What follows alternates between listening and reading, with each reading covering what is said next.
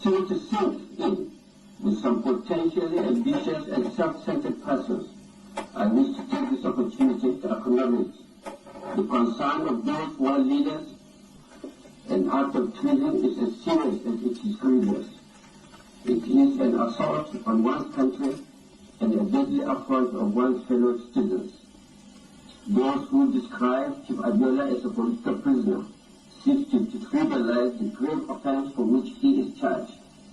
Chief MKO Abiola cannot be in any doubt whatsoever that the election which he claims to have won was an inconclusive exercise which had been declared illegal by a competent court of law.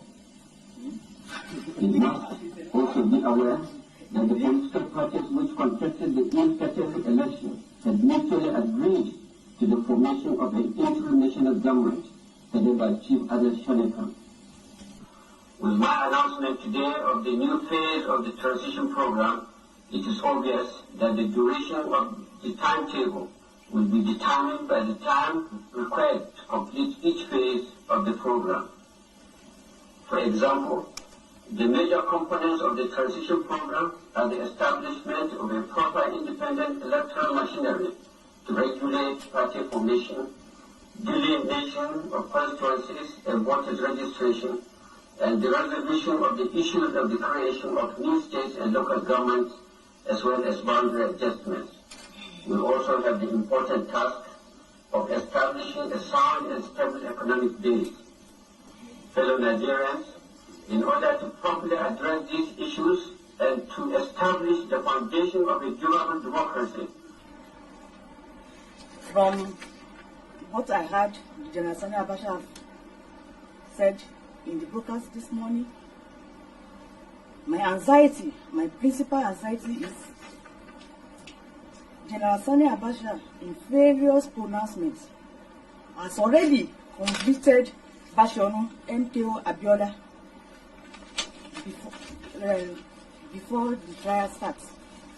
There were 2 instances where he came onto the air and said Bashorun MKO Abiola has committed treason, and the case is still pending in the court.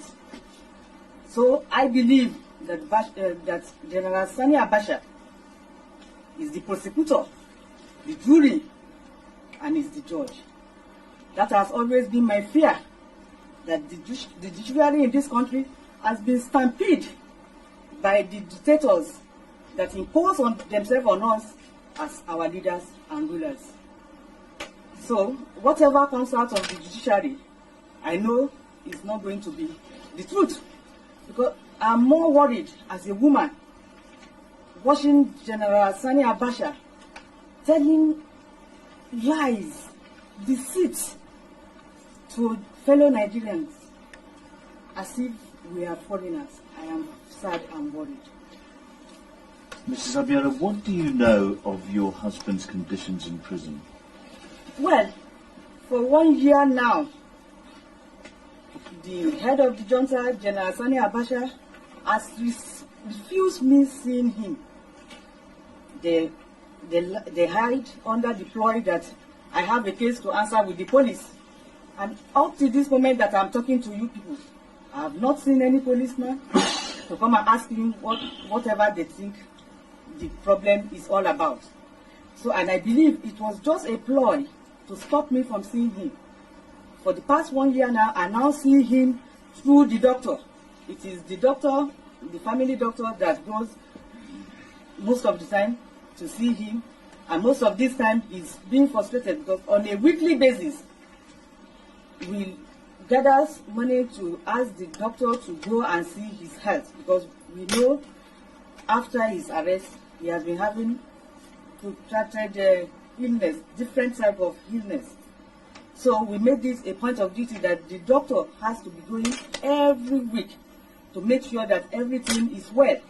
But in most cases, when the doctor goes there on a weekly basis, sometimes it ends up not seeing him throughout a month, or at times even for 6 weeks.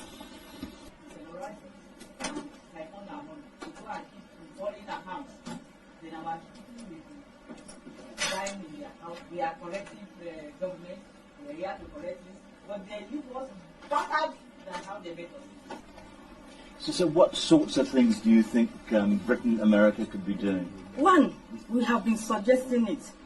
I don't know what kind of problem they think they may have by doing it. We have been suggesting it. First and foremost, they should embargo the oil. They should stop buying this crude oil. It is this crude oil. As long as they are still buying this crude oil, these people will drag us to the extent that we will now revolt to have another Bosnia in our hand.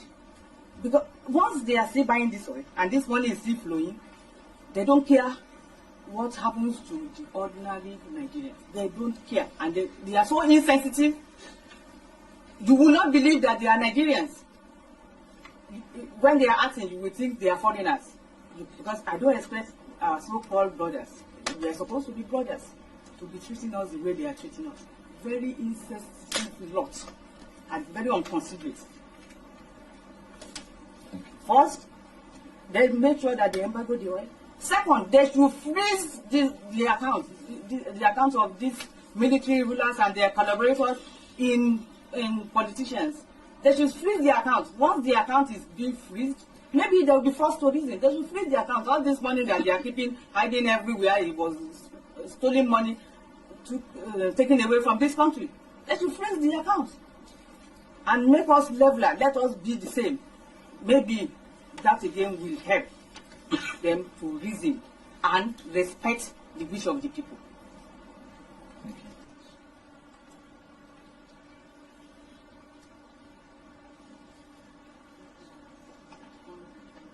From inception, don't mean that the day they came into power, they fought about life. He said, Jonathan designed. We believe it. There cannot be democracy. How do you think there will be democracy? There cannot be democracy under this atmosphere. An election has been won on the June 12th, 1993. The winner of the election now is now being tried for treason. There's no way they can be. They are just deceiving themselves. Instead of them to tell us that they have enjoyed this power so much, they have stolen our money so much that they want to keep ruling for as long as they live. And we will then take our fate, that maybe that is how God has destined us. But instead of them saying that, they will now go on to the air for empty propaganda and deceit that will lead this country nowhere than ruins.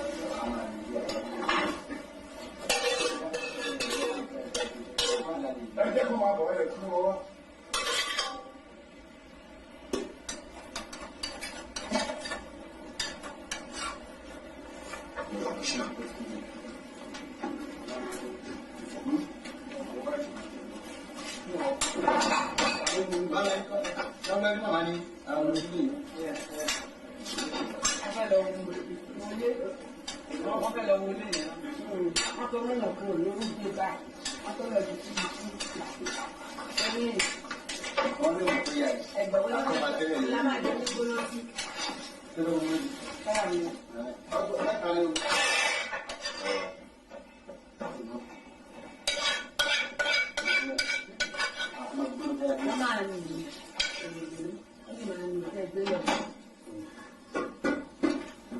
Ẹjọ́ tàbí máa ń wúlò fún un. Ẹgbẹ̀ wọlé.